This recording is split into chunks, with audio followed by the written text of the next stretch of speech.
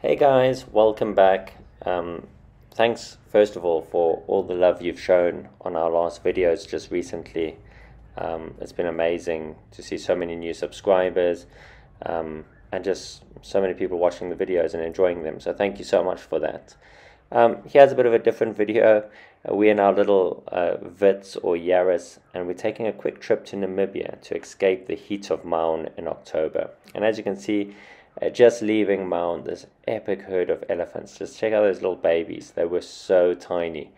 So it was a good start to our trip. The plan was just to drive to Windhoek from Maun and sleep one night in Windhoek and then travel down to the coast in Swakopmund to enjoy a couple of days and then travel back in very much the same manner from Swakop back to Windhoek, sleep one night there and then travel back to Maun. One thing I can say, Maun was so hot at this time of year, October. If you're planning a trip to Maun in October, be prepared for some serious heat. But this is us now at Sihitwa, and this is the junction that actually goes to Shikawi. I have not been to Shikawi for such a long time, so really hoping to get a trip there pretty soon.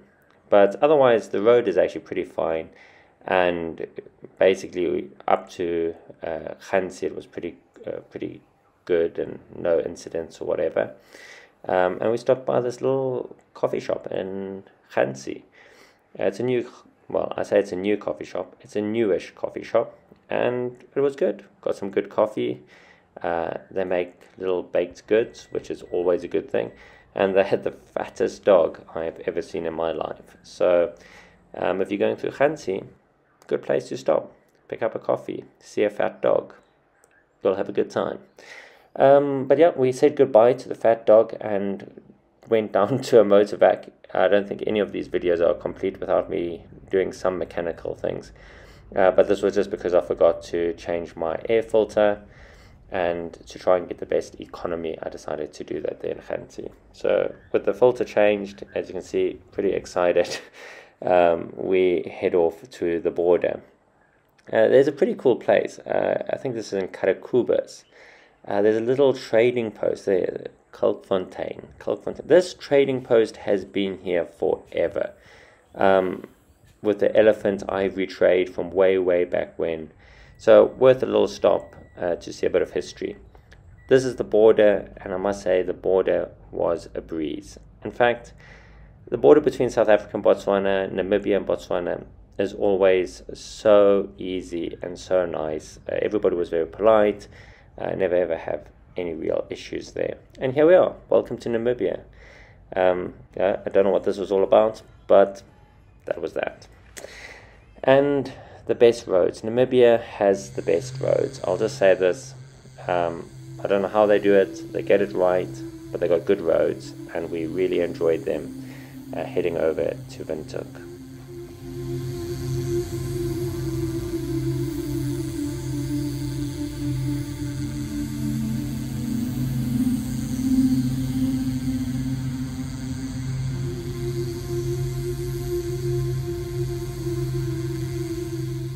After some really long, windy roads, very nice roads, we got to our Airbnb. I love Airbnb.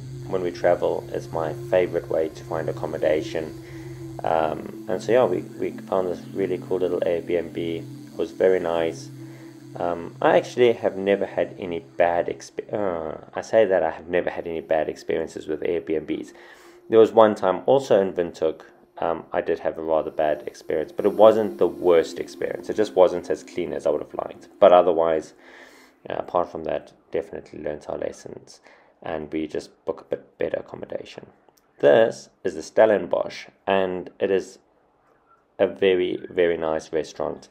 And it's becoming a bit of a tradition of ours to always stop at the Stellenbosch when we are in Windhoek, and it didn't disappoint. It is really good. The food is good, the ambiance is good, the wine is good, great people watching. Absolutely cannot complain. Yeah, there's going to be a lot of food in this video, heads up, but really good. If you go in Windhoek, definitely stop by the Stellenbosch and you won't regret it. It is a bit pricey, but in my opinion, very much worth it. So if you're out for some good food, good time, the Stellenbosch.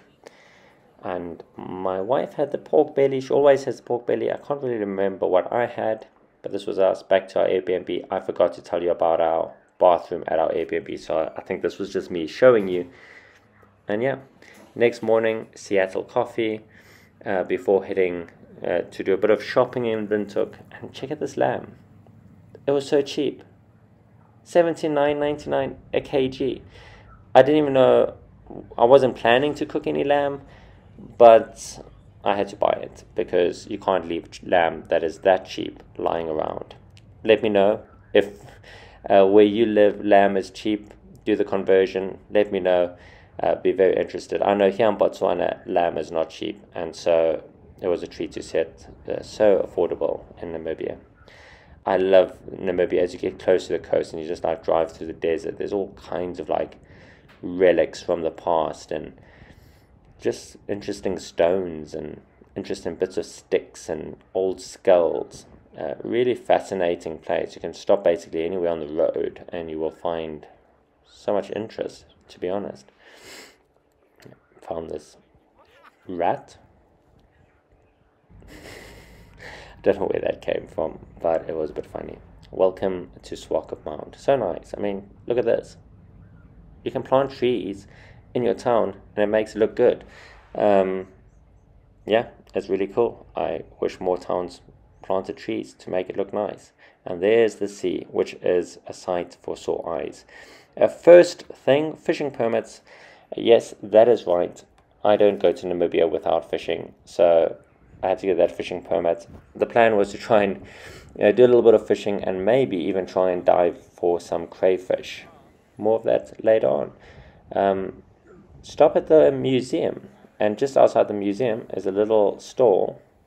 There's the museum, or the aquarium. Not the museum, sorry, it's the aquarium, where you get the fish permits, and they do the most amazing calamari rings. And so we got ourselves each a plate, which actually was a bit too much. We could have probably shared one. It's very rich, especially when you're coming from the little village of Maun, where we probably don't eat as much seafood as we should. And this was our Airbnb. I must say, very, very nice Airbnb, this one, which we would call home for the next few days. I love Airbnbs. I love Airbnbs when they really try and they make it an experience. I mean, it's like a little hotel. And this is just outside the back. So cool. I mean, that's a picture.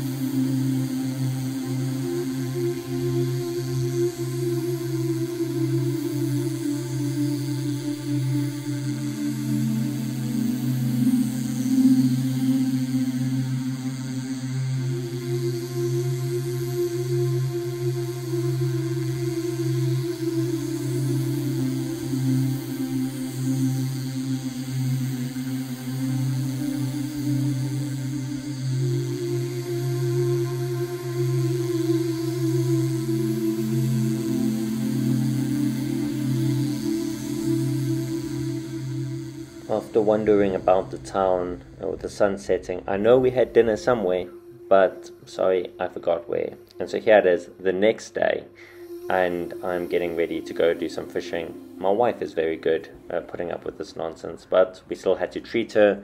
To the baked goods we went. There is the most beautiful little bakery in Swakopmund.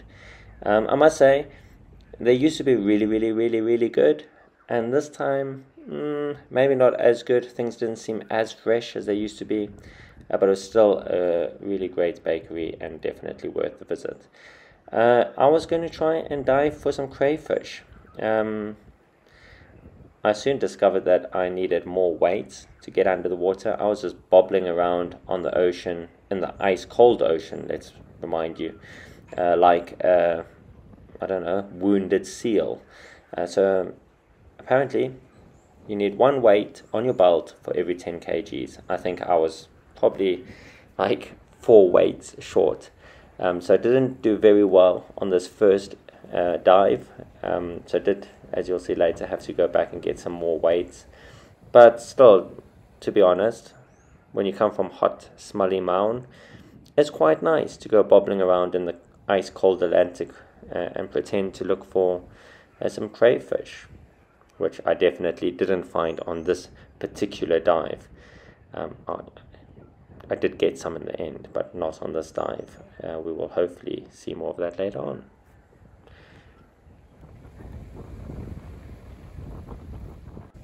After bobbling around in the ocean for a little bit, I discovered just how unfit I was and how fat I am. And so I beached myself there like an old whale and told my dear wife why there were no crayfish was just because I was in the wrong area and not because I was incompetent at diving for crayfish. Another thing, get yourself some booties if you're going to go diving for crayfish. I cut up my feet. But there's my lovely wife, waiting patiently for me to provide some crayfish, which on this particular dive I did not. But yeah, it's beautiful. I love Swakopmund. Let me know, have you ever visited Swakop? Yeah, and here we are. After trying to get some crayfish, we went to the, what is this one called? It's something ocean cellar, I think it's called. It was beautiful. We worked here for a little bit like we were some kind of fancy influencers or something, which we're not. We just tried to be, but we had a great time. And then after that we went and got some more coffee and did some fishing. Not quite sure how this fishing went. We'll find out, but this is the little spot, and here I am trying to catch some fish. One thing I've realized, I'm definitely in this video way too much. It would be nice if somebody else was in this video instead of myself, especially that I'm doing the voiceover. Yes, wave, blow kisses. This is me when I'm on holiday. Yeah, we were trying to catch here cob, I think it's called. People call it cob. Chabalo. I can't say chabalo. I won't embarrass myself by trying to ask for it in the restaurant. So I just call it cob, or Malloway, as the Australians call it. But yeah, this was quite epic because like I just cast in and lo and behold, I had a fish, which is pretty good to catch a fish when you just cast out straight away. This fish was an incy tiny bit too small to be kept, but it was still very exciting to catch it. The fish has to be 30 centimeters, I think, to keep. I can't remember. I had that little tape measure you saw I had earlier. But it's very important to stay to the limits and stay to the size regulations. So we released that fish and tried again, but I was very excited about this.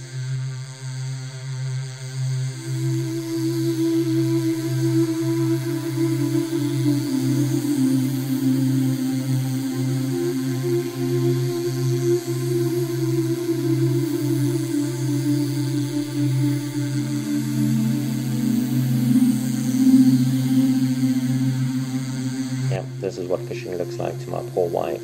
She did a great time lapse though. We went back to try and do some more crayfishing. I still didn't have enough weights on my belt. I did get one, as you can see. It was too small, this particular one. Or was this the one that was too small? No, actually I think this one is okay. This is okay. This one was okay.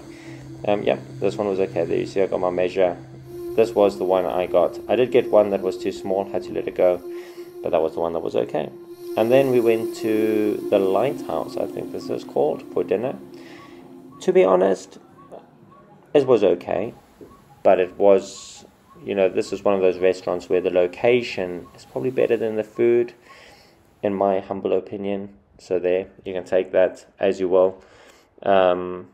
I think we get spoiled with food sometimes, you know, even here in Maun we've got some good restaurants, and so we do hold these places to a bit of a higher standard. But here, I think this was the next day again, we went to Walvis Bay. I hope I'm saying that correctly. I always murder the names. Walvis Bay, anyway. saw the flamingos, and drove down to see the ocean through the salt flats. This is where they make salt. It's very cool to drive through.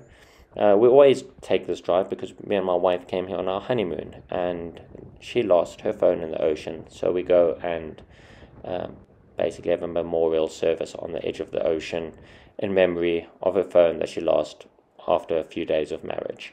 But yeah, that was that. We went, saw that, came back, and then here we came to, I'm not quite sure, I think this is called the Anchor.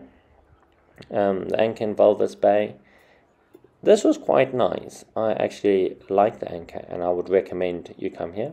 Bit pricey, but it was okay. You got surf and turf, prawns, and I really did want to get some prawns. It's interesting that you would imagine that seafood would be a little bit cheaper at the coast, but it not necessarily is. It's quite pricey, especially when you're looking at things like prawns, or for the Americans, shrimps. Yeah, but it was good. And then after that, we went to do camel riding. Now, this was for my wife. She's been dying to ride these camels, and it was really fun. It was really, really awesome. We had a really great guide. He took some photos of us standing on the dunes with our camels. It's a very touristy thing to do, but definitely, if you're in Swakop, go ride the camels. It's fun. You get a sense of the desert. In this picture, you can really see how fat I am. I had to go on a diet after this because I'm just married life. It does it to you. This, I think, is the next morning. We stopped here at this little, I forget the name of this place. It's changed a lot. I once visited that coffee shop some years ago with my brother, and it was bustling. It's much quieter now. It kind of looks like an old, like, cowboy saloon. So you might know which one that is, but I forget the name. It wasn't too amazing. The amazing coffee shop or not the amazing coffee shop, but a really good coffee shop is Slow Town in Swakopmund. Those of you who've been there will know it. If you haven't been there and you do go there, head yourself over to Slow Town. They got a really nice coffee shop. Yep, more fishing. I think this was a time I did actually catch a nice fish. Yeah, this was one. It doesn't look much bigger than the last one, but this one was a legal size by like 2 centimeters. So I kept this one, and we ate this one. It was very good. I was very pleased to catch a fish that was of a keepable size. But the water was actually not as cold as it normally is, so it was really nice to just wade about and stand on these rocks and get the water washing over you. Super cool.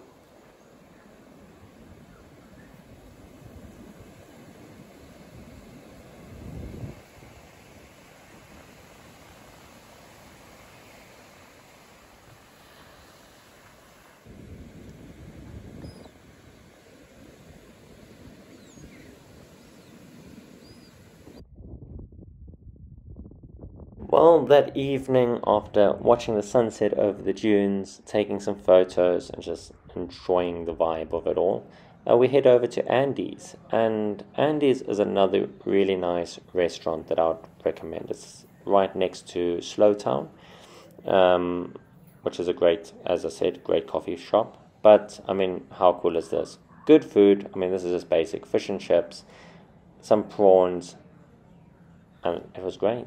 And then dessert. I had this weird like thing. Didn't know what it was when I ordered it, but it was nice. And then afterwards we went and walked along the sea, and it was great. The next morning was our last morning, I think. I think Andy's was our last night. We came to the beach. It was all misty, and we came to say goodbye, which we did. We said goodbye to the ocean. I don't know when it will be, when we'll be back there. We went down to Slow Town, great coffee shop, as I've said 3 times now. Got some breakfast. They don't really do proper breakfast in the traditional sense, but they do snacky things, so it was nice. And they do good coffee, as I've mentioned now for the 4th time. And then we head off to Windhoek, and I think this is where this ends. We stopped at the little market to buy some stones, some gems. We didn't actually buy any gems, but we looked at the gemstones, so that was pretty cool. And then we head home, back to Maun. We've got so many adventures planned for this year. We've got trips planned to the Kalahari, trips planned to Nxai, trips planned to Savuti. We really look forward to making some of these videos, and I hope you guys are going to enjoy them. But this was just a fun little video of our trip to Namibia. Thanks so much for watching, and we'll see you hopefully on our next video, which will either be Kalahari or Nxai. We're really battling to get some bookings in at the moment. Thanks again for watching. Bye.